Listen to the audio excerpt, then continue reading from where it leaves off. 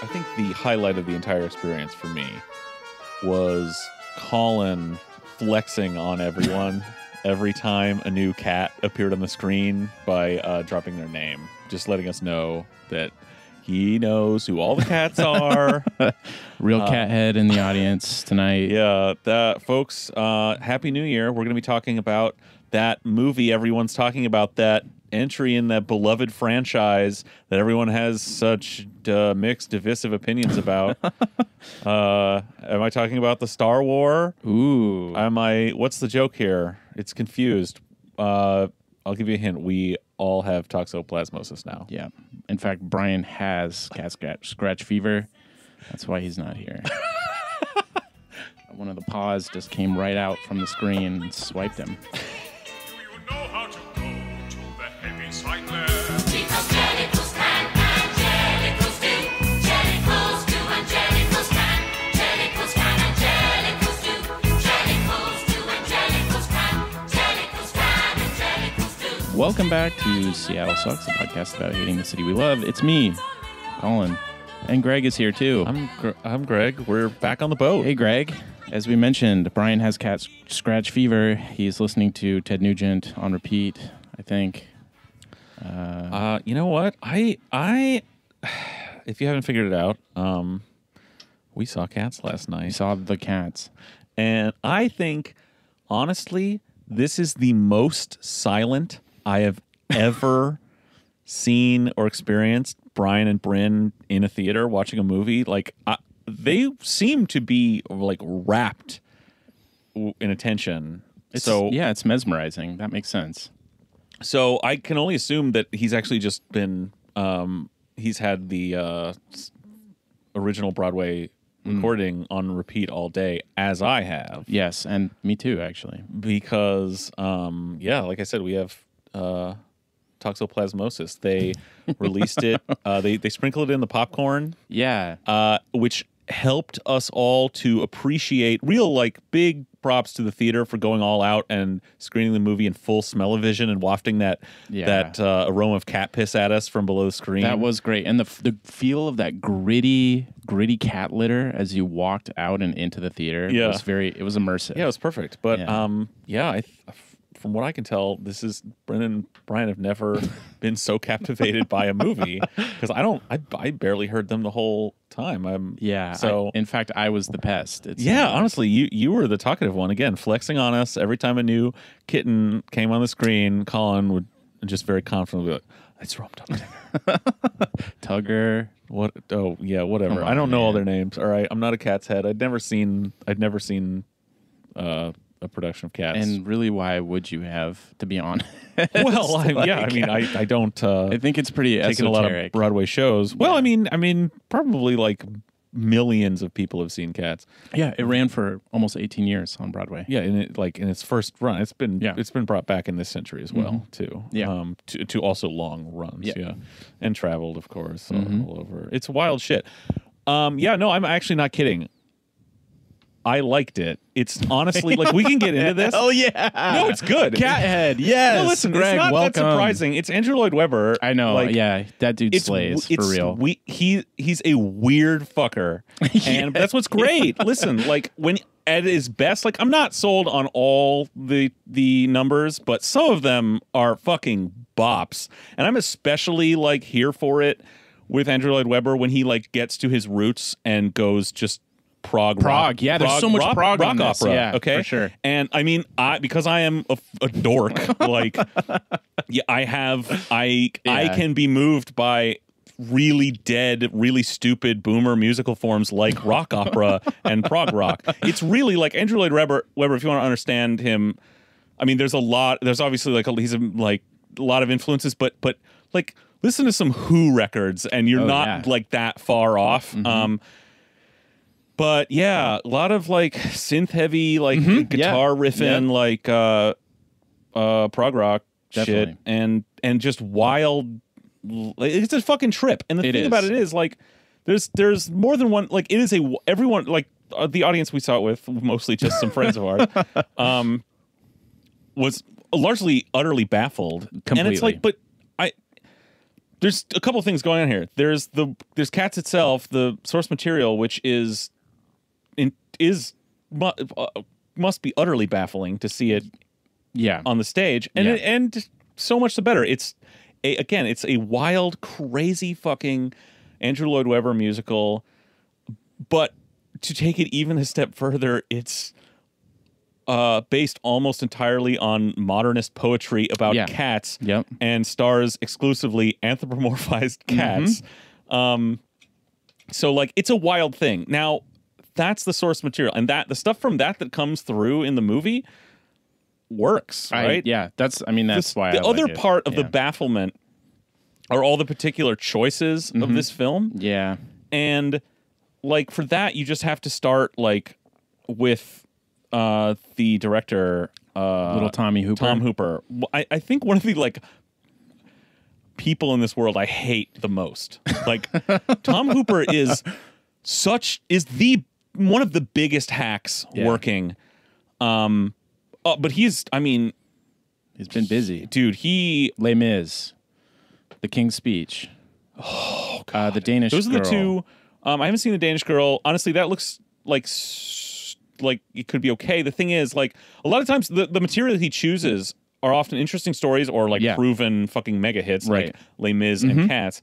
But he has absolutely the blandest, weakest vision for anything. It just, and then in particular, so like there's that.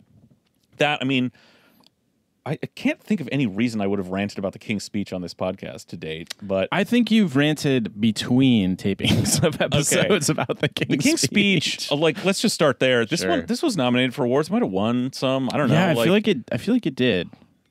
It sucks. It is a potentially, maybe there's some kind of interesting inspirational story I will allow maybe in this, about this guy, you know, having to do Toastmasters to like get, because he has a big speech coming up and he's a stutterer. Okay. Maybe there's an interesting story there in that concept. That's all I will give this movie, because what it's about is the fucking Windsors, and so who cares already? And fuck those people. And it's about the abdication. It like tells it through the story of him like again doing Toastmasters with a weird crank because he has to like, you know, give a radio broadcast. But it tells the story of the abdication, never mentioning, like, it asks the question like, okay, well, how do we tell the story of the abdication? I guess we'll just go with the bullshit propaganda narrative that they made up at the time out of whole cloth and not mention anything that really happened, and just go with that and like cement that in time. The actual story is they're all krauts, and the English king at the time was a Nazi and was collaborating with the Nazis. His partner at the time, Wallace, what is her name? Don't know. Wallace Simpson was banging von Ribbentrop and passing, not to slut shame, but was passing, you know, communications and secrets and things. So the whole thing was actually a coup by the parliament against the crown because he was a Nazi. Right. No, in the movie, no, it's all just because he wants, the bullshit story they came out with is that he wants to marry a commoner, a divorced commoner, and that he you know, this is bullshit. Wow, that's beautiful. That they used what they had to do that. And even after the abdication, he was then found, you know, hanging with Nazis in Vichy France, and to which point, once they next got their hands on him, they had to send him to an Imperial Caribbean island to be, quote, governor, but really to keep him under house arrest for the rest of the war. To shut the fuck up. So that he would not, because he was actually saying, while he was on the throne, he was communicating with the Third Reich. Anyway, I'm going on about this. This is like... Anyway, he wanted them to invade England, and even after he was he was still in communication with them after, to saying to the Third Reich, to Hitler, invade England, take over, then I will come back and be king and give legitimacy to a new, like, German favorable occupied government. Sounds great. So anyway, none of this is mentioned in the fucking movie. Weird. It's all bullshit, and it's boring and dull and dumb and bland. And I mean, it looks like TV. That's all I remember. I haven't seen it. That's Tom Hooper's background. He's just like a BBC director who, for some reason, I don't know. Les Mis, though. I didn't catch that. Oh, I've seen it. It's boring. It's dull, and it really presages like his choices in this movie, though to a greater degree. He's toned it down, but he has this infantile, like this childish, like idea of God. He's such a fucking simpleton. Musical theater is a major like abstraction in storytelling. Okay, like any cinema is, any theater is, but right. Musical theater is an abstraction. He's like, but what if it wasn't?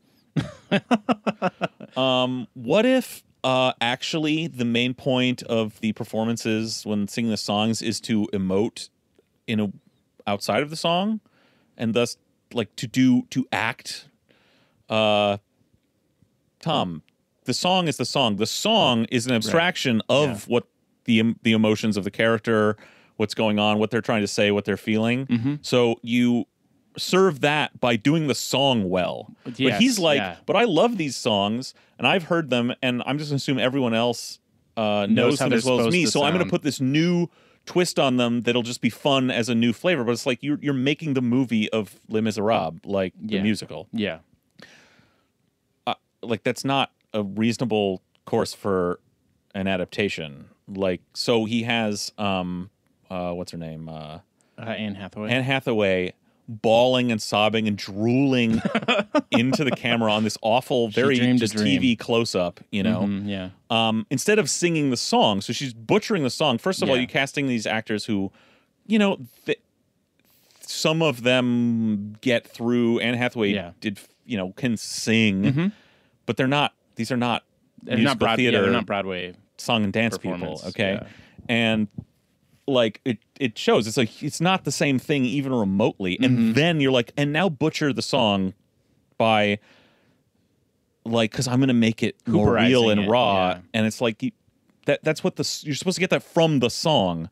It's musical theater. It's a fucking musical, you idiot. Like, so you're just ruining the song. Like that is true. Like, there's a lot of that. There is a ton of that in Cats where they're throwing it away. It also reminds me of the Jon Favreau. I didn't see the Lion King, the new one, but the Jungle Book, where a different take on the same kind of idea, where instead of like really emoting heavily through the songs in that one, for some reason he's like, let's make it natural and just throw away. So it's like Mowgli and Baloo are like, the bare necessities, right? Yeah, and just sort of mumbling. All the songs are just sort of mumbled and thrown away, like it's just people humming to themselves. And you're like, which Judi Dench practically does at one point in this movie, which is like unbelievable. Right, instead of singing the song. The real one you notice it on is the centerpiece of the whole thing, Memory, which you're like, when are you actually going to sing the song Memory? Instead, there's lots of again, tears. it's this close-up. It's not as heavy-handed as in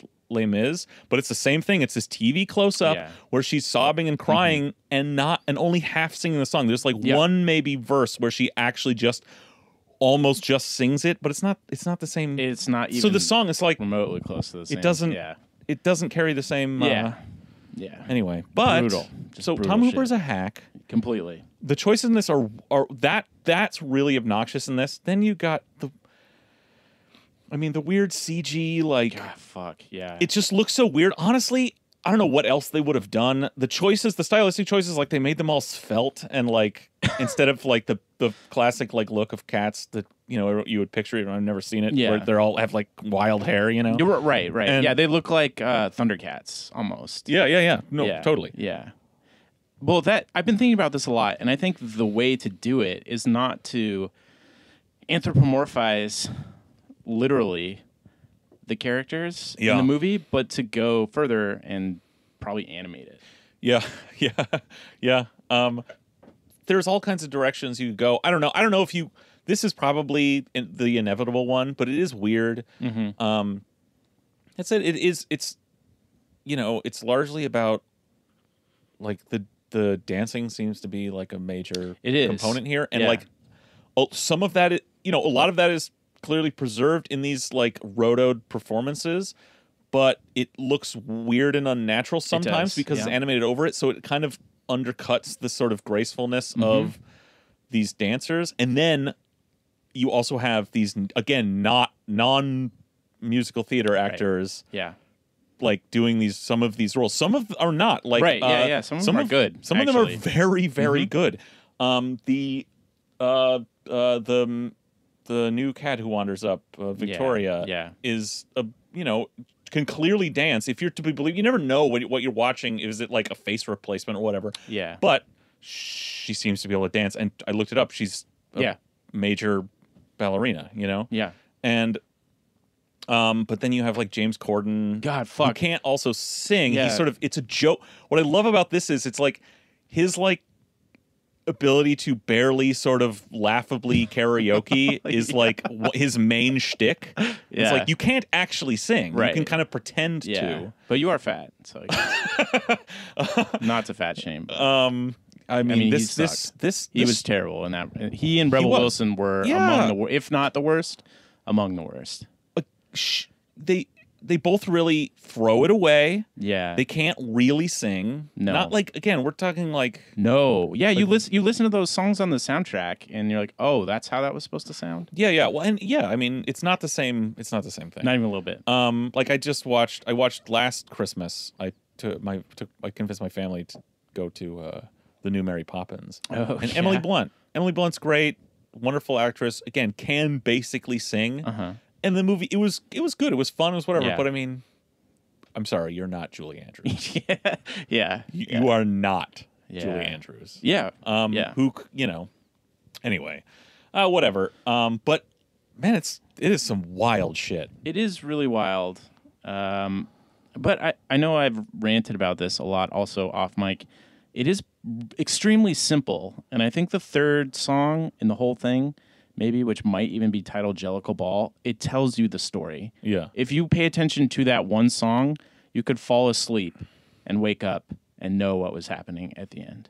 Yeah, if anything, like, I haven't seen it, but now I listened to the original Broadway version, and like one thing they seem to do is change around the order singing parts. Yeah, a few of the songs are not in the same order. But they also changed the singing parts. Like a lot of in the original version, it seems like a lot of the songs are sung by the other cats about the cats, not in the first person. Yeah, especially Gus's song. Which seems to, like, I think, again, choice that's probably inevitable. There was a lot of little choices like that seem to try to make, like, thread together a more concrete narrative. Definitely, to sort of simplify it or and make sense of a narrative, right?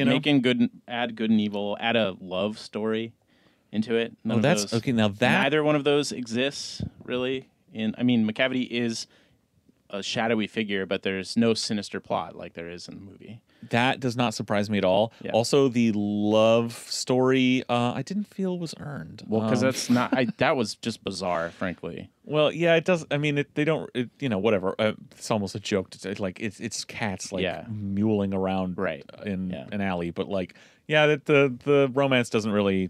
I can't believe we're even talking about that. It's silly. The whole thing is. It's a fucking trip, though, man. In the theater, that's the other thing. You were sort of yelling at the theater. I was like, "This isn't canon." Every time, announce he had to just could not bear. Colin just could not bear the rest of the theater not knowing that something on the screen was not actually in the original film. Well, the original version. Those were probably the worst parts, especially the new songs were very bad. Made worse by immediately proceeding memory. You don't put your memories new undersold, and then it's like, here, let's have this. Memory. We want this new hit that's just not very good, and kind of the whole thing grinds to a halt. But I don't know. It makes text the subtext. It's garbage. I'm guessing a lot of the little aside dialogue. Yeah, none of that. Literally none of that is in the show.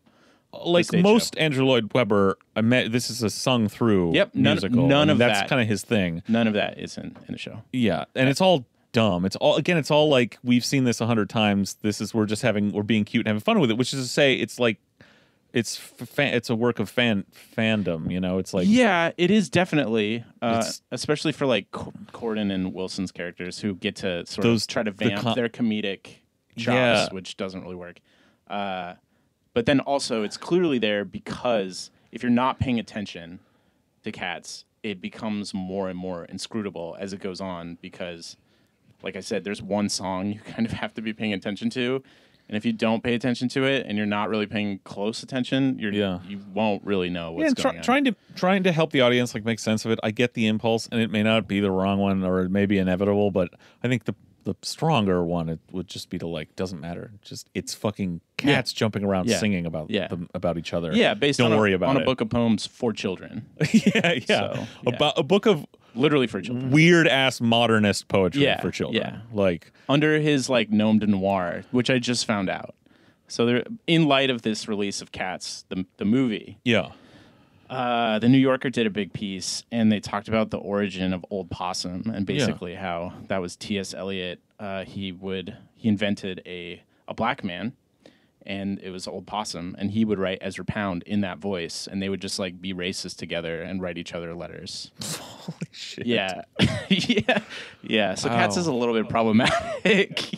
So that pretty much sucks. But yeah, that is really wow. Okay, just gonna throw that in there. I have more not surprising, more interesting Cats trivia later if we get there. 20th century poets.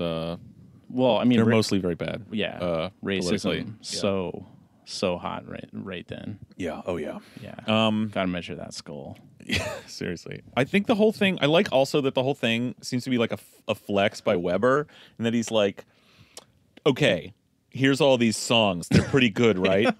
Well, get this. The whole thing is like kind of like though. This seems. Is this added?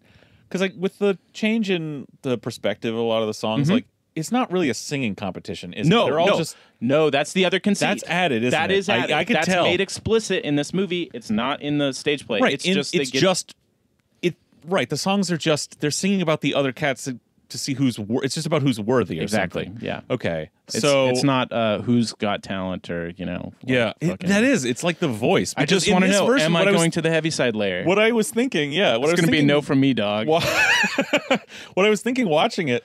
The movie version was like, okay, this is The Voice, but it's like, if this was how it was in the thing, I would be like, it's like Weber flexing, going like, yeah, all these songs, yeah, you like them, they're pretty good, but it's like his like calling the shot, like going, this, but you thought these were all really good, yeah, right. Now listen to this. This one's gonna win. Yeah, you know, yeah. When it's all been building up to this. When you hear that song from somebody who can like really sing, it is very powerful, like very, very, and not powerful. to take that, Maddie. It's a good song.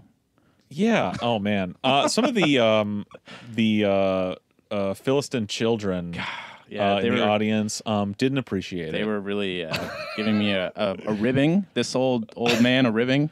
Yeah. But, well, I believe it's a good song. I refused to comment at the time. That was I was saving it for the take, but they all probably thought I was going to be like, "Oh, Cat sucks. This is stupid." I don't know. They actually, I think a few people presaged this. They were like, I think Greg has found he's found his tribe. He's a Jellicle cat. Yeah, it's not I mean, listen, I always like Andrew Lloyd Webber because it's fucking nuts. I can't believe I've never seen this too because it's like because there's not a film version. I've only seen the film versions, and that's why this is like I think there's it's just so it's such a weird, hard thing to capture. But go see it, everybody, because the theaters are empty. They are. This has gotten somehow like insanely panned. It's easy. It's easy. Oh, it's super easy to point a target at because in a lot of ways it's very silly. It's like even on its face, it's silly. That's the thing. The source material is intentionally silly. Right. It is utterly silly. It's literally childish. It's like it's for cat people. It's like it's shit. It's like cat people reveling in how cute their cats are. That's what this is. Yeah. It's just like, look, oh yeah, he's a curious little whatever. Yeah. They get up to funny little things, but it's such a trip, but then because you could have done something. A better movie would have just been a lot more sort of stylized and taken more, just tried to explain less and just taken more chances, been more silly. Yes. It tries to it goes camp. It goes really campy, I feel like. Yeah, it goes extremely horny. That too, yeah. Yeah. It is very horny. I'm guessing the source material is pretty horny as well. No. Like inevitably horny. Well, okay, maybe the poetry is, because I admittedly have not read that. No, I don't think that. I mean the stage production. It does not come off, in my opinion, in the stage I mean, all the production. like animalism. Rum Tum Tugger performances. is the cat that fucks, like canonically, in my opinion. He's the only one. Everyone else is sort of Just like silly and asexual. goofy. Yeah. Okay. Well, no one is asexual in the film No, version. everyone is It is down to fuck. extremely horny. They're gonna from the very start to Do the not very tell end. Bob Barker about this, the Jellicle Ball. Basically, he's gonna be fucking pissed off. It's I don't know. Yeah, but I mean, hey, if that's maybe it's a perfect date movie. I don't know. But see, that's why I think it's really undercut by when you try to take something this silly but mostly childish silly and then horn it up. Yeah, and make it for adults. No, because it ends up being camp. It's inexplicable. it's like super camp. which honestly, I mean, maybe this could be if it wasn't being panned. If anyone was seeing this, I would say this could be a new kind of classic. A camp classic, of like I could see that happening in like 5 years, 10 years. Even. Yeah, when people rediscover it or something. Because it's almost like a shit Baz Luhrmann. Yeah, movie. no, it very much. Now I mean, how much does like? But you don't feel like that has a connection to the original, the Broadway version? No, but I feel like kind of like you're saying, if somebody went real hard, they maybe could have pulled it off. If Baz Luhrmann, Yeah, had basically. done it. Yeah, instead of Tom Hooper trying to be Baz Luhrmann. Well, he's not. He's like I don't think that's what he's doing. I think he was trying as hard not to be. Okay, he is so boring and humorless and colorless. Yeah. and just fucking dead inside and For has sure. no artistic vision. And yet he thinks he enjoys art. He thinks he enjoys musical theater. yeah. He doesn't actually. No, but he clearly really not. has believed, I think, his whole life that he loves Les Mis and Cats. Probably, he doesn't. He actually has never enjoyed anything. But he was his blood was stirred in some way that he thought was like enjoying art when he saw those for the first time, but he is a non-human alien and thus like he does not appreciate it in the way that anyone else does. So he was actually trying to make this very like down to earth, like more relatable, more like emotionally dramatized, melodramatic almost. Yeah, no, but that's his thing. I mean, Yeah. I mean, he adapted Les Mis, you know, like he's but the material is so fucking wild. Yeah, that, just like totally weird. So the two approaches are totally incongruous, and you get this thing that doesn't really make sense. Yeah, not at all. And to that point, you're reminding me of something that I said when we got out of the movie. A lot of the choices where it fails aesthetically, besides the silly CG, is in trying to make this world feel big. Yeah. And so the scenes where he's trying to make it feel big, you feel like you're walking out in like Midgar from Final Fantasy VII and like a cutscene, you know, from 1997 or something. Yeah, it just looks like trash. Yeah, the like Dawn set extension doesn't. Yeah, it's terrible. Yeah, it looks very bad, and it's like, better to contain it probably. Well, and where it works, I think, is when it's smaller, when the scenes and the scope are smaller. For sure. Well, yeah, like the whole ending in Trafalgar Square, where it's like in my mind, if I try to picture it, I see it as Google Maps. Yeah, like it totally. looks like that's what it is. Like a 360 view, like super wide. That's if I try to picture that scene, I see them all like with the like the tooltips and everything. Yeah, because that is basically what it looked like. Yeah, it has no real style. Yeah, it's just neutered. Yeah, but big. Yeah. Well, it's totally incongruous. Yeah, but it is seriously a trip for the new year. Start your year off right. Go to a theater that is like contractually obligated to play this. No one else will be there. Take your friends. Go for a camp party. You know what? hit me up. I'll go again if anyone wants to go. Like get some Dorito nachos. Hell yeah, sneak in some beers. Get 64 ounces of cherry Coke. Like, super high first. Seriously, I'm guessing like this will be like a like an edible classic. You know? Yeah, Like, yeah. But you can't help feeling like it could have been more. Yeah, of course. Yeah. In a better way. Yeah. Yeah, that was brutal. And if you have questions, you can always ask me or, Colin's like, I really want to talk about cats with anybody. Well, the thing is that I've been berated and belittled for so long for just having the very simple opinion that Cats is actually a very, very, very simple story at the end of the day. And it's not hard to understand what's going on. Yeah. Well, should we give everyone a primer going in so that maybe they appreciate it more? Like, yeah, we can. The Jellicle Cats. Don't ask.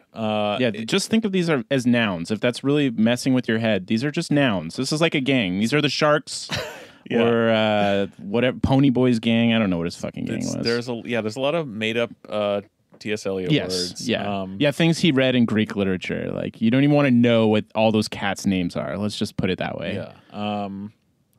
Then they all get together. Yes. And one night a year for the Jellicle Ball. And one cat is judged worthy to ascend to the Heaviside layer. Yep. Otherwise known as the E region of the ionosphere. Yeah, that was a little odd, but yeah. It's poetry. It's because it sounds cool. It's a guy's name. To be reborn, to be reincarnated as a new Jellicle cat. Yep, a chance for another That's new it. life. Read into that whatever you want. That is literally it. That's the whole thing. It is that simple. Cats get together and they do carousel, which which also like there is like some kind of continuity with that movie because I can also like the casual sexuality of Michael York saying let's have sex would also just like be absolutely at home in this film adaptation of Cats. Yeah, they should have had Michael York doing a cat. Wait, did he die? I don't know. Yeah, parts Clonus Horror vibes, the island vibes. Yeah. We're going to America. yes. The Heaviside layer is people. That's what you said. That is what I said. Oh, That was good. I should have yelled that louder. The Heaviside layer is people. Oh man, wild times. What a better. Honestly, I was very not hopeful about the new year. I'm not a positive, optimistic person by nature. Looking forward to 2020. I only see darkness and evil. But I don't know. Cats, man. It's turned my mood around. Yeah. Well, who doesn't want a chance to be reborn? Yeah. And we all say, oh, well, I never was there ever. A cat so clever as magical Mr. Mistopheles. Oh, well, I never was there ever. A cat so clever as magical Mr. Mistopheles. He is quiet and small, he is black. From his ears to the tip of his tail. Colin, what are you looking forward to in the new year? Do you have any New Year's resolutions? No, I don't really. The older I get, the less I put stock in those. I'm not trying to be cool, but it's just everything has no meaning anymore, I guess. So, yeah, the novelty is worn off. But I'm looking forward to Bernie Sanders just fucking crushing it. Like it seems like he might maybe do. Oh, man. I'm just going to tell myself that anyway. Yeah. I mean, there are things that look like that could I mean, if you look ahead to these primaries, you start doing the math but like we haven't seen for every gain, there's going to be a new exciting reaction. Right. You know? Yeah. Like they'll come up with whatever. Mm-hmm. Like Yeah, it's not going to be pretty. They've tried ignoring him Yep. up to now. Now they're like, okay, now we got to start talking about him. But I mean, the shit they'll come up with, the Democratic Party, the capitalist media, Right. Yeah. whatever. Well, thank you for bursting that bubble already. We'll see. I mean, hey, it could happen. I'm just like, get your hopes up. Whatever. Get out there and like knock doors Yeah. and call people. But I'm looking forward to a new year of programming from the Beacon for real. I just Hell saw yeah. Uncut Gems, oh, did you? which owns. It is really good. You should go see it. And if you go see it at the Beacon. Yeah, They've for got sure. an Adam Sandler reel that they play before the movie, and it rules. But that sounds great. their January programming, How to Rob a Bank and Why, looks rad. That It looks I have not extremely checked that out rad. yet, but Yeah. that sounds right up my alley. Yeah, So let's do that. that's exciting. That's always exciting. Yeah, I'm sure there's other things like having another child. That's exciting. I Oh yeah, guess. when is that happening? By the way, April. So I mean, I guess that should probably be the top of my list, huh? yeah. But- Every time you've talked about it, you seem real stoked. yeah, I'm gonna. You're right about that. I'm gonna have to, edit this out. So sounds like that was my first answer, but I keep telling people that I'm so basically fucked up in such a cliche way that I am literally living my life one day at a time. Like I'm just trying to get through today, man. Yeah, I'm just trying to get through today. yeah. So it's easy to forget like that there's a new year and there's a child coming. Me, I'm just not bothering to get through today. Yeah, That's sure. how I do it. Just like That's not I'm bad. gonna let this one go. I mean, if I could, I would. I think Yeah, that's the thing about having a family. Yeah, they they have to, demand like- things of you. yeah.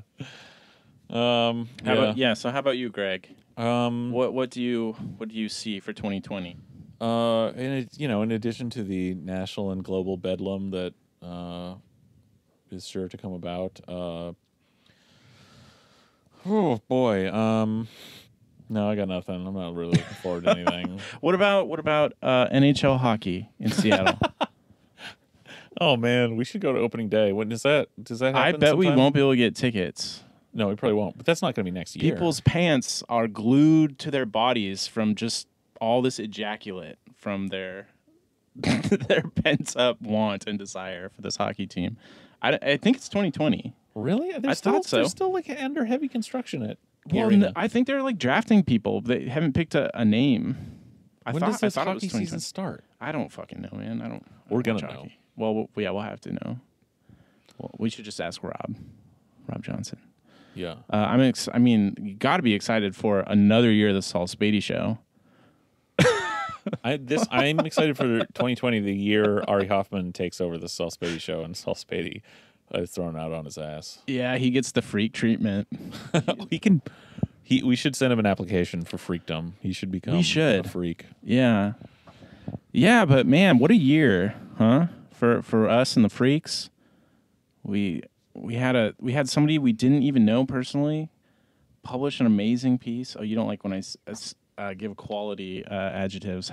Published a piece about Jeff Bezos, Yeah. Mechanical Freak. Guys, if you Summer have Emerald. not gone to Mechanical Freaked Out website and checked out any of the stuff we've put up there, Mm-hmm. but certainly the most recent thing, Summer Emerald's video and essay she wrote to accompany it about Big Jeff and Mm-hmm. his apocalyptic cult. Yeah. Much like the Jellicle Cats. Yeah, no, it does. We should have asked her about that. I know. Next time we have her on. Summer, go see Cats. Yeah, please go see Cats. Yeah. Seriously, everyone go see Cats. I mean, honestly, Once Upon a Time in Hollywood, The Irishman, Cats might be my film of the year. Damn. I mean, I can see it. I really can see it. I don't know. That's how fucked up things are. Yeah. I think if you saw Uncut Gems, you might feel differently. Yeah, about it. yeah. I haven't seen that. I did though. I don't know. Or The Lighthouse Lighthouse is probably my number one for the year, but I didn't see that many movies. I this heard year, Ad so- Astra's actually legit. Yeah, I've heard that's good Lost too. City yeah. of Z was good. That was that this was- year. No, I just mean that was his previous. Oh, yeah, James yeah, yeah, Gray, yeah. is that his name? Yeah, I did love Lost City. Yeah, it's good. The book's good too, despite being by David Gran, the New Yorker. Seattle must have been boring this week, but it is like the week between Christmas and New Year. So Well, everything's boring compared to Cats. that's true. It's let's like just put it this that is a way. Cats podcast now. This is an Andrew Lloyd Webber podcast. This is season 3. Oh, we were having a brainstorm session. What are we going to do in season 3? And it's Andrew Lloyd Webber. Hell we're yeah. going to start out Jesus Christ Superstar next week.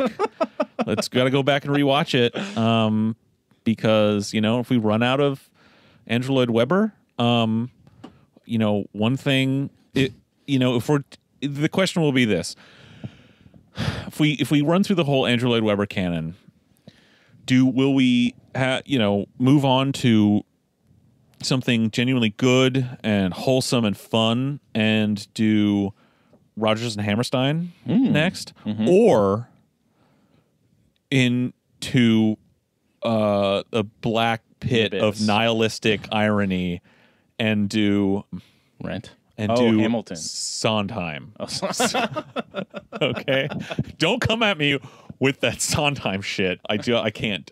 Yeah, I I cannot. can't. I I can't stan Andrew Lloyd Webber. I'm a big. I like Rodgers and Hammerstein. I'm always a big stan of Sound of Music.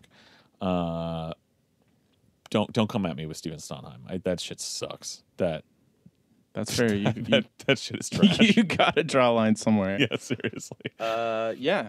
And again, just a reminder: if you go see it and you have questions, just ask us or tell us what you thought. Yeah, hit us up on Twitter with your Cats questions or thoughts. Reply to this yeah. episode post. Yeah. Well, We have some new patrons We this do. week. Some Christmas We do. presents. We have at least 2 new patrons. I admittedly have been checked out since, as I said, every hour of my life is a slog. So, welcome, Michelle Collier. Hey, Michelle. Thank you. And Kendall, thank you. We appreciate Yeah. you joining this Andrew Lloyd Webber podcast family. Yeah. Yeah. Look forward. The Patreon. What are we going to do on the Patreon? Like, because we got to save the music, the each show itself for the main episode on the Patreon Yeah. apps. We're going to have to do maybe we could do other sort of hit musicals of the period, outside the Weber canon, So Yeah. we're doing like Jesus Christ Superstar, which is like, I don't know, like 76 or something. That sounds about right. Find something else from the time, or like counterpoint it with something Ooh. else. Like, for example, maybe this is sort of a facile comparison but not real. No, Godspell. Oh, yeah, a yeah, yeah. Christ story set in, like the Summer of Love or something. It sucks. Godspell sucks ass. Hippie Jesus. Hell yeah. Or something. I haven't seen this since I was a kid, but it sucks. I haven't seen it, but I've it's not heard. good. I've heard about it. Jesus Christ Superstar is wild shit. It is weird. I mean, Yeah, well, the webman does not disappoint. So, thank you all for listening for another year. seriously, Joel Schumacher should have done this. There you go. That's a Baz good pick. Luhrmann version would have That's been a good better. pick. But Joel Schumacher, if you're gonna go camp, like Yeah, that's a go good pick. go with the best. Yeah. Wait, did he do Phantom of the Opera? Did he? That feels right, actually. I don't remember. I don't think I've seen that. That's not version. bad. I'm not a big head for this stuff, so I know like all Yeah, this I'm- stuff. Like the real big heads, like have opinions that are like Yeah. beyond my grasp. I've never seen these things Yeah. on the stage. I mean, Yeah. I haven't, but the film version of Phantom was fun. It's a fucking glam rock, prog rock. Fucking Yeah, the songs in that are opera. great too. Yeah, it's yeah. yeah. That was the first musical I saw as an adult, anyway, and really liked it.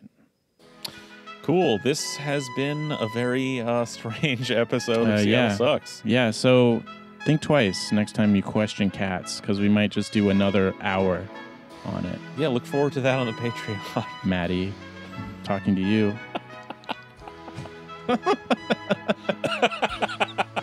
Don't tempt me. All right, well, Happy New Year, everybody. All right, gotta feed the cat.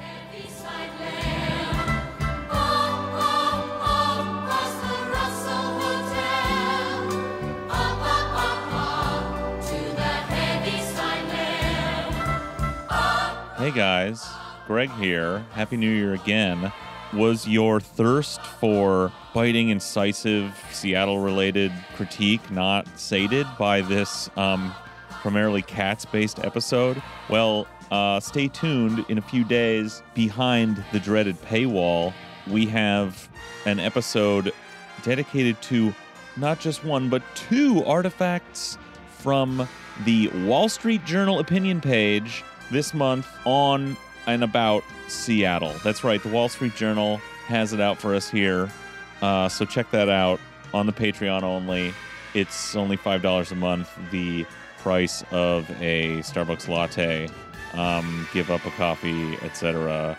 Bye, everybody.